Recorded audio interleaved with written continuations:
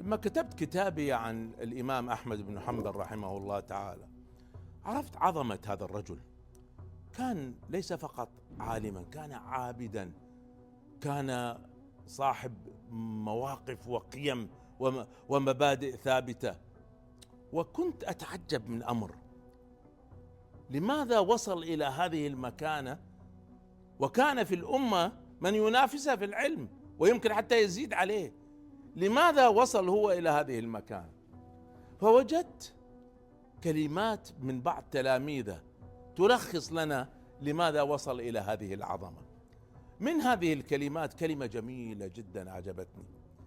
سئل أحد تلاميذه عن سر عظمة الإمام أحمد، فقال: سر عظمته أنه كان في كل يوم يزداد. الله الله، إيش الكلمة هذه؟ في كل يوم يزداد، يعني في كل يوم هو أفضل من اليوم السابق، في علمه، في أخلاقه، في وعيه.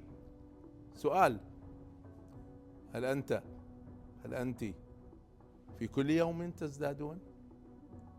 احرصوا على التعلم، احرصوا أن تتعلموا معلومات جديدة، مهارات جديدة. حاوروا الحكماء وتعلموا واسمعوا لهم، تعلموا قناعات جديدة.